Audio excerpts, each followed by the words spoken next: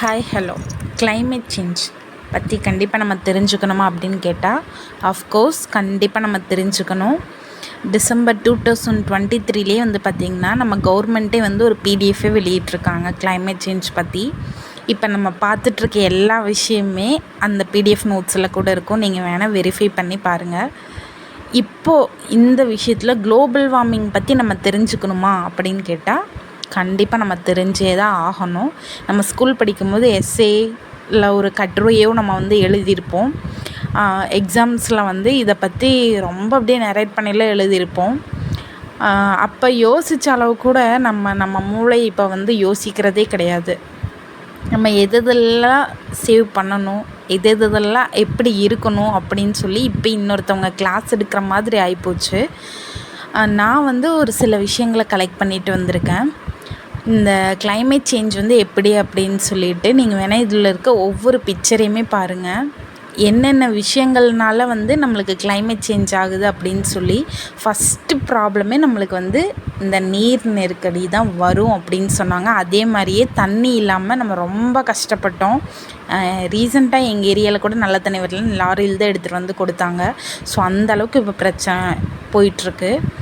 இந்த பாதிப்புகளில் யார் யாருக்கு இருக்கும் அப்படின்னு சொல்லி பார்த்திங்கன்னா ஃபஸ்ட்டு இந்த மழை வீழ்ச்சியில் தான் வந்து பாதிப்பு ஏற்படும்னே போட்டிருக்காங்க. நம்மளுடைய டெம்பரேச்சர் அதிகரிக்கும், கடல் நீர்மட்டம் உயர்தல், அதுக்கடுத்தது வந்து பார்த்திங்கன்னா கண்டிப்பாக நல்ல காற்று மழை இருக்கும், எல்லா உயிர்களுக்கும் சொத்துக்களும் அழிகிறதுக்கான வாய்ப்புகள்லாம் இருக்குது அப்படிங்கிறது தான் இது. இப்போ இது எல்லாமே நம்ம ஃபேஸ் பண்ணிட்டு வர ப்ராப்ளம் தான். இது எதனால் நடக்குதுன்னு சொல்லி பார்த்திங்கன்னா குளோபல் வார்மிங் தான். இது யார் யாருக்குன்னு பார்த்திங்கன்னா ஏழை மக்கள், சின்ன ஒரு விஷயத்துக்காக விவசாயம் பண்ணுறவங்க, அதே மாதிரி சிறிய அளவில் மீன் பிடிக்கிறவங்க, சின்ன குழந்தைங்க, அதே மாதிரி பார்த்திங்கன்னா வைல்ட் அனிமல்ஸ்க்கும் நம்ம சுற்றி இருக்க நேச்சருக்கும் தான் ஃபஸ்ட்டு வந்து பார்த்திங்கன்னா பாதிப்பு ரொம்ப ரொம்ப அதிகமாக இருக்கும். இதில் வந்து பார்த்திங்கன்னா நம்ம என்னென்ன விஷயத்தெல்லாம் மறந்து போயிட்டோம் இந்த குளோபல் வார்மிங் பற்றி அப்படின்னு சொல்லி ஒரு பெரிய விஷயங்களே இருக்குது. நீங்கள் கூகுளில் சர்ச் பண்ணிங்கனாலும் இருக்குது, ஒரு பிடிஎஃபாக நீங்கள் சர்ச் பண்ணிங்கனாலும் இருக்குது, எல்லாமே இருக்குது. நம்மக்கிட்ட சொல்லாத விஷயங்களே இல்லை.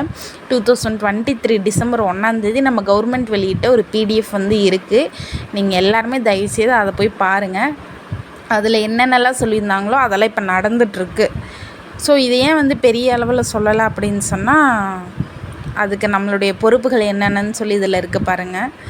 நீர் பிரச்சனை குறித்து ஃபஸ்ட்டு நம்ம அந்த அறிவை வளர்த்துக்கணும்.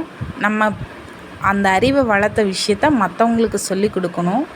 அதே மாதிரி வந்து பார்த்திங்கன்னா ஃப்யூச்சரில் நீர் பற்றியில் என்ன மாதிரியான ப்ராப்ளம் வரும் அப்படிங்கிறத நம்ம குழந்தைங்களுக்கும் நம்ம எழுத்துப்பூர்வமாகவோ இல்லை புரிதல் வழியுமாகவும் நம்ம வந்து கண்டிப்பாக செய்யணும்.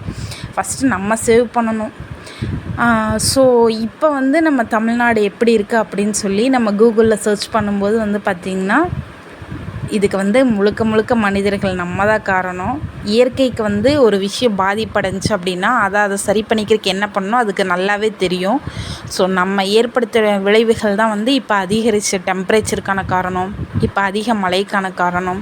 இதே மாதிரி வந்திருக்கா முன்னாடியே அப்படின்னு சொல்லி பார்த்தா கம்பல்சரி வந்திருக்கு, முன்னாடியே வந்திருக்கு. ஆனால் இந்தளவுக்கு ரொம்ப அதிகமாக இல்லை.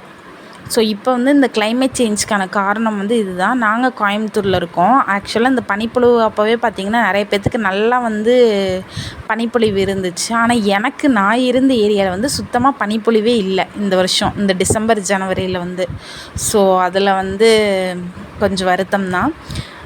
செல்ஃப் டிசிப்ளின் பற்றி நம்ம பேசும்பொழுது எல்லாத்துக்குமே ஒரு சின்ன வருத்தங்கள் இருக்கும்.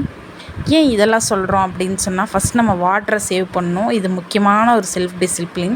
நம்ம என்விரான்மெண்ட்டை சேவ் பண்ணுறதுக்கு நம்ம என்னென்ன பண்ணணும்னா குழந்தைங்களாம் வந்து பைக் ஸ்கூட்டியில் தேவையில்லாமல் நம்ம சின்ன வயசில் இருக்கும்போது நடந்து தான் போயிருப்போம். ஆனால் இப்போ அவங்களாம் நடக்கிறக்கே ரொம்ப கஷ்டப்படுறாங்க. ஒரு 9th ஸ்டாண்டர்ட் படிக்க ஆரம்பிச்சிட்டாங்க அப்படின்னாலே உடனே அவங்களுக்கு ஒரு பைக் வாங்கி கொடுத்துட்றோம். ஸ்கூலுக்கு நீ இதிலே போ. நம்மளாம் ஒரு சைக்கிளில் தான் போயிருப்போம். இப்போ இருக்கிற குழந்தைங்களும் இந்த இளைய தலைமுறைகளும் ஏன் கேட்க மாட்டேங்கிறாங்க, வண்டி தான் வேணும்னு அவங்க இளைய வயதிலே அடம் பிடிக்கிறாங்க. அதுக்கு முழுக்க கண்டிப்பாக பெற்றோர்கள் தான் காரணம். ஸோ இதனுடைய முக்கியத்துவத்தை முதல்ல அவங்களுக்கு சொல்லிக் கொடுங்க. இந்த வயசில் வண்டி வேண்டாங்கிறதுக்கு இதுவும் ஒரு காரணம். இந்த பொல்யூஷனும் இந்த செல்ஃப் டிசிப்ளினும் ஒரு காரணம்னு கண்டிப்பாக நம்ம அவங்களுக்கு உணர்த்தணும். 18 இயர்ஸ் ஆன பிறகு கூட யூஸ் பண்ணிக்கலான்னு. அதே மாதிரி வண்டி உபயோகப்படுத்துகிற நம்ம எல்லாருமே மந்த்லி ஒன்ஸ் நம்ம வண்டியை யூஸ் பண்ணாமல் பொது வாகனமான பஸ்ஸோ இல்லை நம்மக்கிட்ட இருக்க ஒரு பக்கத்தில் இருக்க ஒரு ஆட்டோவோ நம்ம யூஸ் பண்ணலாம். ஸோ இப்படி பண்ணும் பொழுது பொல்யூஷனில் குறைக்கிறதுல ஒவ்வொரு மனிதனுடைய தனிப்பங்கும் இருக்கும் பொழுது கண்டிப்பாக இந்த குளோபல் வார்மிங் கம்மியாகும். நம்ம ஃப்யூச்சருக்கு ரொம்ப யூஸ்ஃபுல்லாக இருக்கும். என்னென்ன விஷயத்தில் நம்மளுக்கு செல்ஃப் டிசிப்ளின்னா, கண்டிப்பாக எலக்ட்ரிசிட்டியை நம்ம தேவையில்லாதப்போ ஆஃப் பண்ணி வச்சுக்கலாம். இது கூட ஃப்யூச்சரில் இருக்கவங்களுக்கு யூஸ் ஆகும். சாப்பாடை வேஸ்ட்டே பண்ணாதீங்க. அதே மாதிரி பொது வாகனங்களை